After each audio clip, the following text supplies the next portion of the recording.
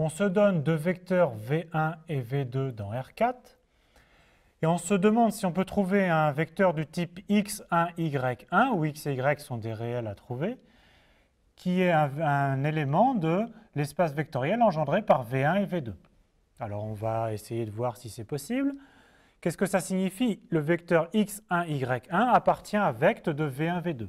Par définition, c'est équivalent à ce qu'il existe des réels lambda mu, tels que notre vecteur x1, y1 s'écrive lambda v1 plus mu v2.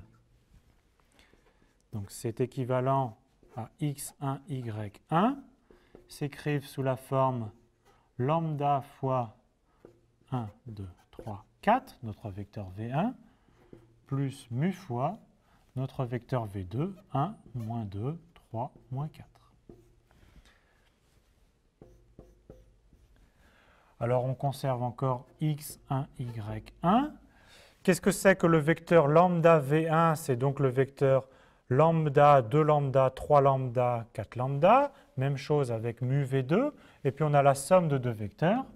Et donc on peut écrire que tout ça c'est lambda plus mu, 2 lambda moins 2 mu, 3 lambda plus 3 mu, et 4 lambda moins 4 mu. Maintenant, il faut vérifier si on peut avoir l'égalité de ces deux vecteurs. Mes deux vecteurs sont égaux si et seulement s'ils ont les mêmes coordonnées. Et donc, on a x est égal à lambda plus mu, 1 est égal à 2 lambda moins 2 mu, y est égal à 3 lambda plus 3 mu, et 1 est égal à 4 lambda moins 4 mu. Donc il s'agit de trouver une solution à ce système. Alors en fait, en regardant bien cette équation ici et celle-là, si on avait une solution, on aurait à ce moment-là lambda moins mu est égal à 1 demi.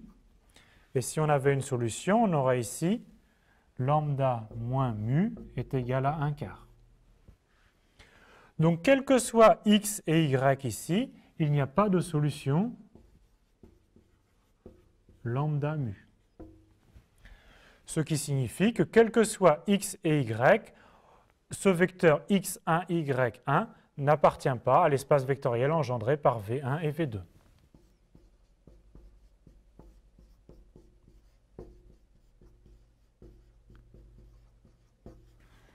Et ceci, quel que soit x et y.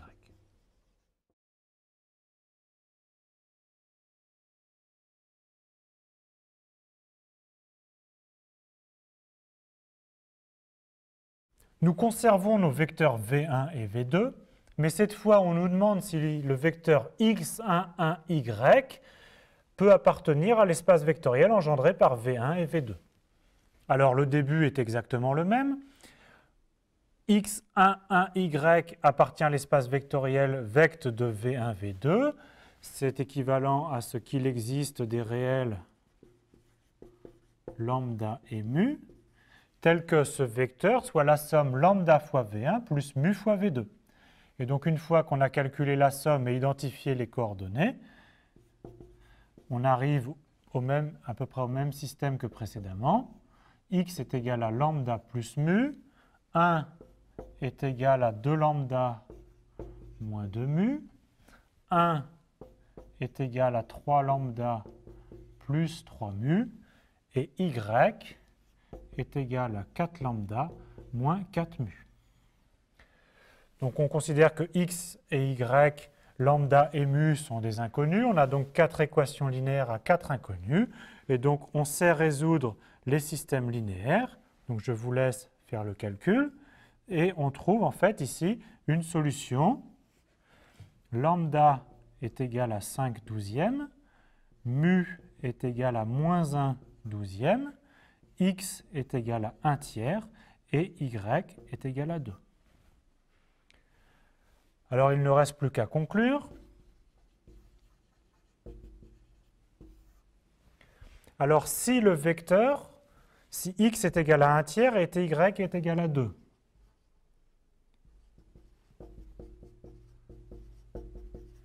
On vient de montrer que le vecteur 1 tiers, 1, 1, 2 est bien dans l'espace vectoriel engendré par V1 et V2. Et sinon, le vecteur x1, 1, y n'est pas dans l'espace vectoriel engendré par V1 et V2.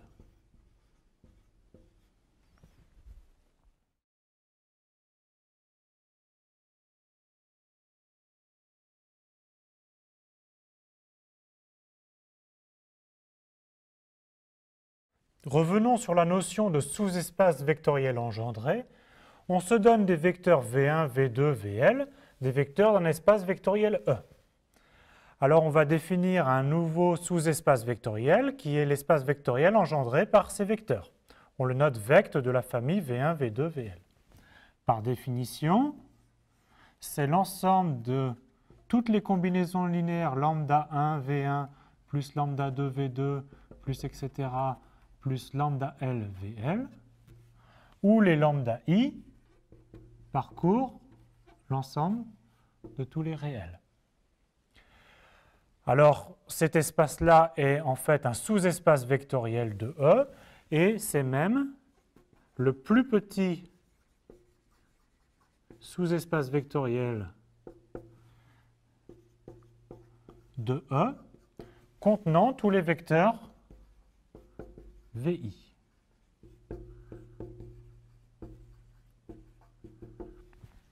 Alors, voyons quelques exemples pour fixer les idées. On se place dans R2, l'espace vectoriel considéré E et R2. Donc, si on nous donne un vecteur V1 non nul, qu'est-ce que c'est que vect de V1? C'est à ce moment-là l'ensemble des lambda 1 fois V1. C'est donc la droite vectorielle portée par le vecteur V1. Si on se donne un vecteur V2 non collinéaire à V1, à ce moment-là, on considère l'ensemble de toutes les combinaisons linéaires lambda 1 V1 plus lambda 2 V2. Et à ce moment-là, l'espace vectoriel engendré par V1 et V2 est en fait R2 tout entier. Passons dans R3.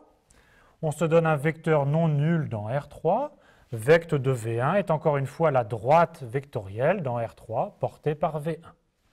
Si on se donne un vecteur V2 non collinéaire à V1, alors l'espace vectoriel engendré par V1 et V2 est le plan ici contenant les deux vecteurs V1 et V2.